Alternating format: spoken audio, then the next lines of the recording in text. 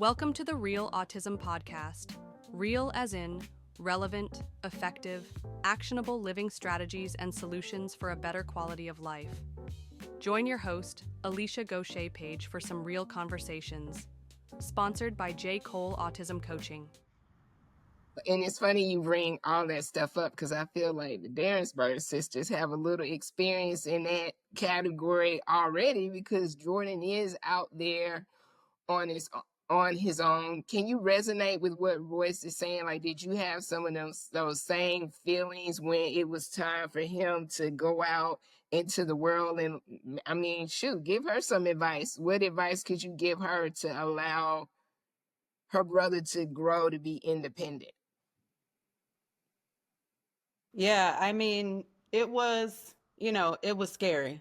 Like, to be real, it was scary when Jordan went away for college because the thing about Jordan is, I mentioned the thing about the hot cars, or the Hot Wheels, but the other thing about him is he used to love the Weather Channel. So he would watch the Weather Channel, he would have his cars, and his dream was always to become a meteorologist. And that, like, he's literally living the dream right now. He has a very, highly visible role, but his Asperger's and his, how he perceives things so literally sometimes, and also, not really understanding like what's appropriate or not, especially in terms of social media and the role that he has for work. That has really been a challenge for us all as a family. So, checking his social media profiles, sometimes we have to ask him to take stuff down because, it's inappropriate. And it's nothing very crazy, but, sometimes it can be crazy, but the optics of it, is not good for what he does. So it's really, I mean, Royce, you spend a lot of time with your brother. You're so fortunate to be able to have your brother close to you. Jordan lives in Austin, Texas. So, and I live in DC actually. Sarah recently moved back home to Georgia. So, you know, as much time as you can get with him and to keep making that connect, have that connection where y'all have these friend moments where you not feel like you're being a bigger sister, and continuing to let him lead, let him ask you the questions, let him feel like he's being the big brother. And that is going to build his independence. He's going to feel within himself like, I can do this with my sister, I can go, maybe I can take a step out and be more independent in other areas of my life, so like keep supporting him in that and keep encouraging him to be open and really build his independence. What you got, Sarah? I think the continuing to check in on him will be a big thing. That's something we're still struggling to do. He doesn't really want to talk to us all the time. He'd rather be doing anything else. And me personally, I try to play the role as little sister. I mean, he has Lauren and our mom to nag him all day, and I try to be the nice, cool younger sister and let him do that. But I'm supposed to be checking in still because it's my life. I just have to do it. I think, and I enjoy it. He's just funny when it comes to the phone. That's why we're laughing because he just has a thing with the phone. So I think checking in a lot more, even as he's continuing to feel independent, he'll feel that he can continue to rely on you and then call you, which is my goal, is for him to want to call me. Yeah. And when he went to school, I was like, thank you. He's going away to school. But I was excited for him.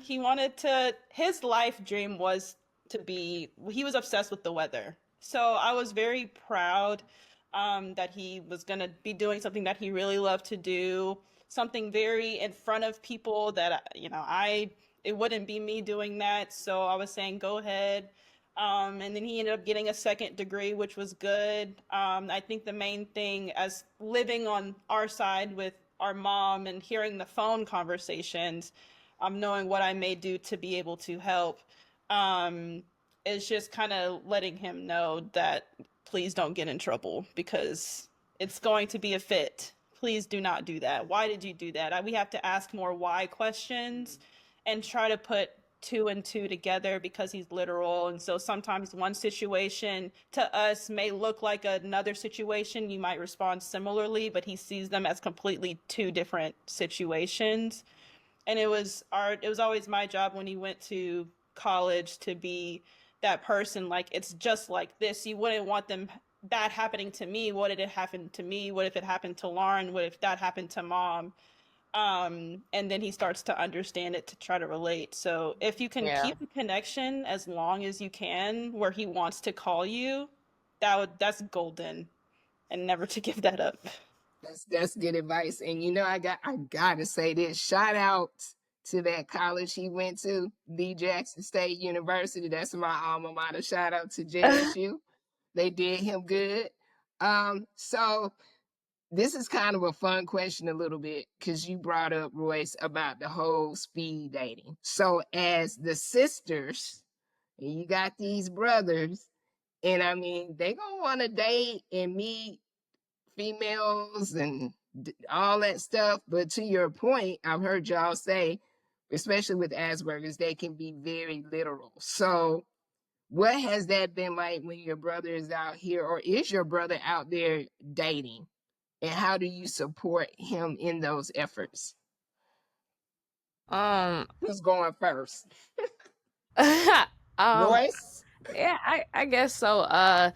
You know, one thing my brother always says is, I'm taking my time, like, yeah, and I'm like, how long you gonna take your time? You've been saying this for the last 10 years. Like, you the firstborn. Now my parents looking at me like, so when we getting a grandkid? Like, but, yeah, I mean, with him, like, I think his biggest thing is like getting over this, kind of like fear to like put himself out there. I think he's afraid of rejection. Um, and so, I'm like, hey, I mean, you win some, you lose some, but shooters shoot.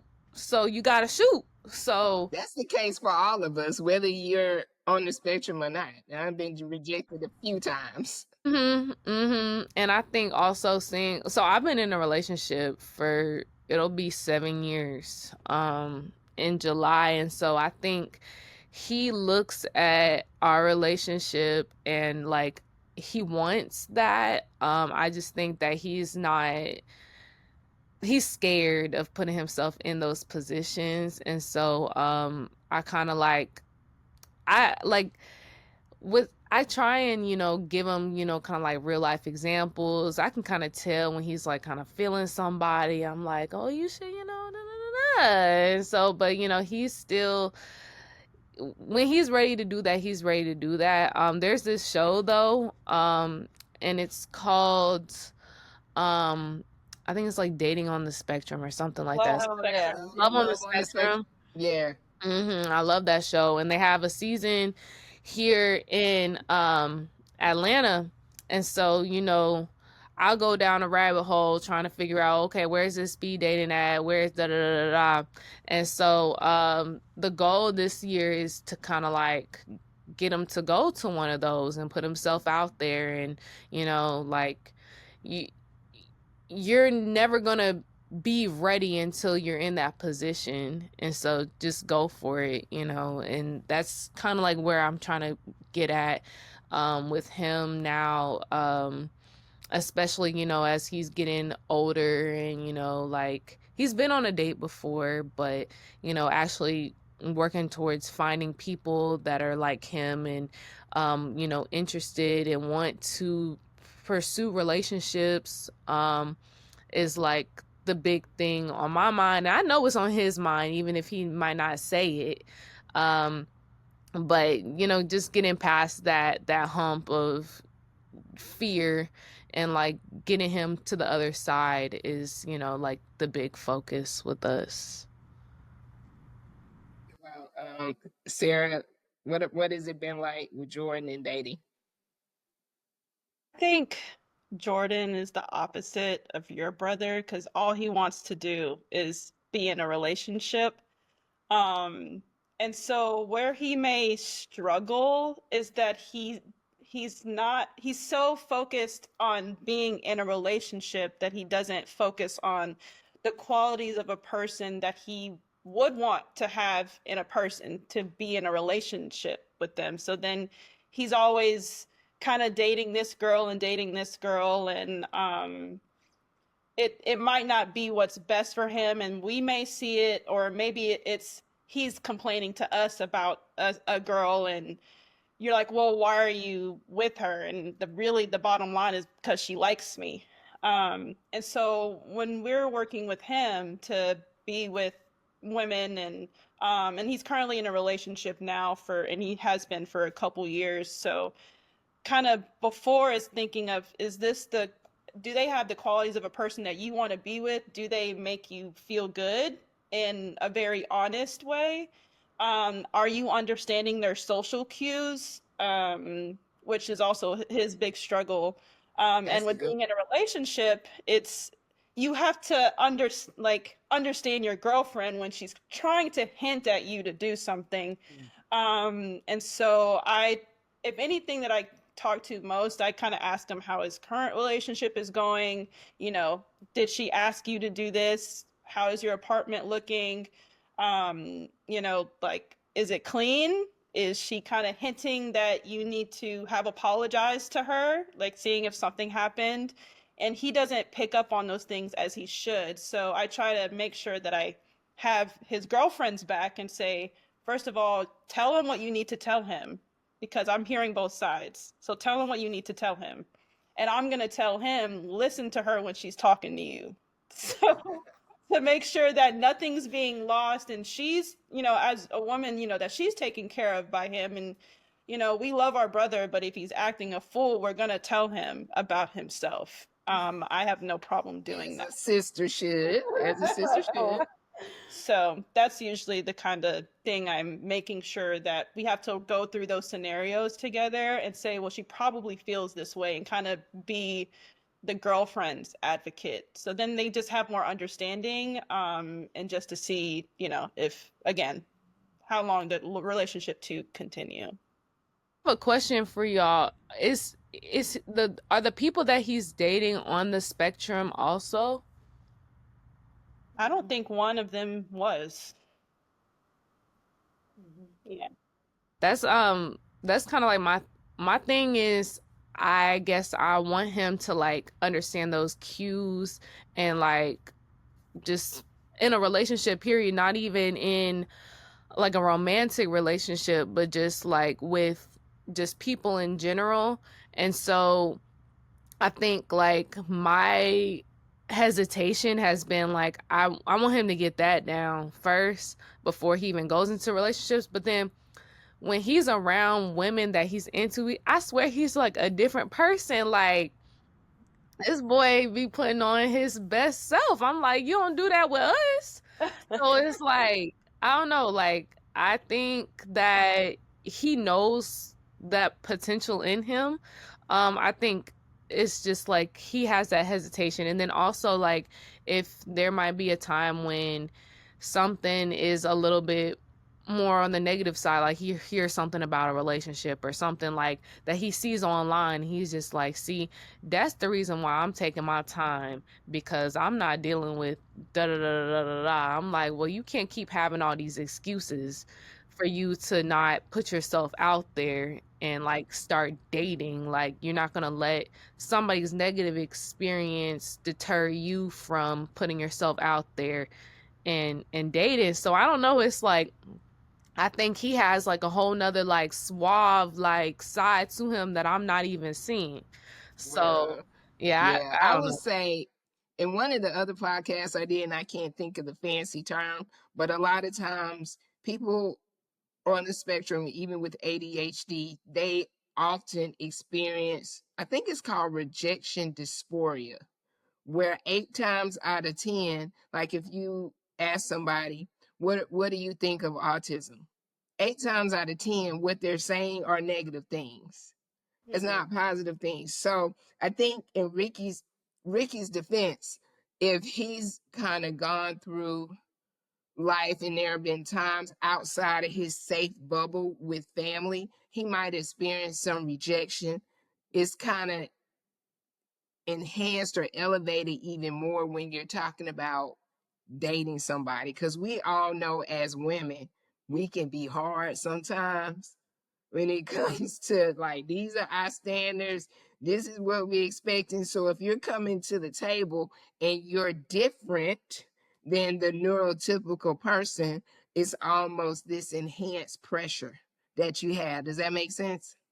Mm-hmm. So that's just something, over time, just him learning to also just making sure he loves himself and he embraces himself for who he is, and regardless of what that girl thinks, yo, this is me, this is how I roll. You either get with it or you don't. It's just that simple. So as we wrap up, I'm gonna go around and I just want you guys, if you could give one piece of advice to two people, piece of advice to the parents and or caregivers who are in a situation where they have neurotypical kids and neurodiverse kids, like what advice would you give them based on your own experience?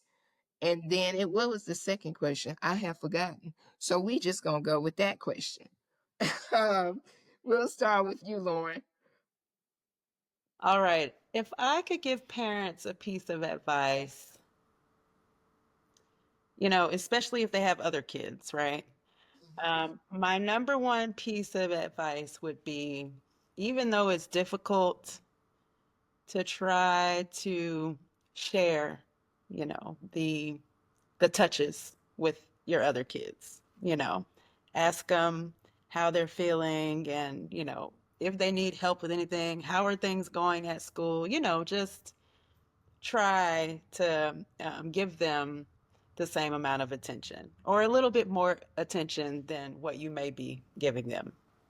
Like that, a little bit more. It might even need to be more than just attention, but just giving a little bit more, making them feel special. I would, and I think the second part was, what would be the advice you would give to the siblings that are in a position like you? um I would say lean on, your family, and stay strong and resilient. Support your sibling, and don't be afraid to reach out, to look up resources like these podcasts, and to stay informed on what's going on in the community. Sarah, what about you? Advice for the caregiver and the sibling like you? The advice that I would have for the caregiver is it's not as difficult as we may think if you have a neurotypical child and one that is on the spectrum or neurodivergent, I believe. It's not different than when you're raising two separate kids who either are both on the spectrum or they're both neurotypical. Sometimes they just require a different type of care than the other sibling. And so sometimes, you don't want to raise two kids the same way, as far as I've heard. I don't have any children. That two kids are raised differently and can be raised differently and should be raised differently because they're different people. Doesn't have to do with anything about, gifts or if they're on the spectrum or not. So kind of when you take hold of that, it kind of puts it in a different light that, I shouldn't raise my child the same way as I would uh, if they were neurodivergent, if that makes sense. And for this for the siblings, yeah, hang in there. It'll be not the best situation that you may have wanted for yourself, but it does end up growing you and making you a better person overall, which I'm very thankful for Jordan for that. I learned a lot of really deep empathy at a very young age, and I can't say a lot of kids grew up that way. So I'm very grateful to have that quality. And then you just learn how to be a protector, and then you also include other kids, and you kind of just look at world differently. So there's always, going to be rough moments, but that's when you have an older brother that gets on your nerves. That's not any different than regular life. So Yeah. that's kind of it's just having another sibling. We're all different in our own way, and just to kind of embrace it and, see what you can learn from it to make yourself better. Royce, we wrap it up with you. What advice would you give to the caregiver or a sibling? I got a few things, but I think one would be to find community with other people who are going through the same things, and other families. I started doing some research into just like groups with young adults who are, on the spectrum, and just knowing that like you're not the only family going through this, and that there are other people, and that you guys can lean on each other for support. You can see who they're going to, and finding those resources through them, and just like lifting each other up through that community. I think that would be the biggest thing, because I feel like a lot of times families get kind of like trapped in their own worlds and bubbles, and only think that it's going on like with them, when it's so many people that are dealing with it. And some people might crack the code when it comes to things that you might be trying to deal with your child. So yeah, just like using those resources that are out there. And then for a sibling, I would say like one, to pour into yourself, but also not to take stuff personally, because I feel like a lot of times like they don't understand how they come across, but how that makes you feel, what they did, and just like having that discussion with them, so that they're building that emotional intelligence, but like knowing, like letting yourself have those feelings, but also not taking it personal or holding that against them, because they're still learning these things. A lot of these things that came so like easily to you are something that they struggle with. And so having that just ability to let that stuff roll off your back, and help them kind of get to that understanding to move forward in a better way. So yeah. Awesome. Well, this was great session. It was an eye opener for me, because I am the caregiver of two children, but both of them are on the spectrum, so I'm not able to see this side. So I hope that this helps some of my listeners out here. And we also have J. Cole Autism Coaching that can also provide coaching to caregivers as you navigate the journey of autism. But I want to thank Sarah, Lauren, and Royce for joining me today, joining the Real Autism Podcast, and just keeping it real. So you guys have a great one, and we'll see you next time. Thank Thank you. you. Bye. Bye. See ya. Thank you for tuning in to the Real Autism Podcast with Alicia Gaucher Page. We'd like to take a moment to thank the sponsors of this episode: J. Cole Autism Coaching, helping caregivers navigate to a better quality of life; AGP Organizational Coaching, helping people develop effective strategies, systems, and solutions to organize information. Don't forget to like, share, and subscribe to us wherever you listen to podcasts. You can find us on Apple, Spotify, or YouTube, or just visit us at jcoleadvocacy.com.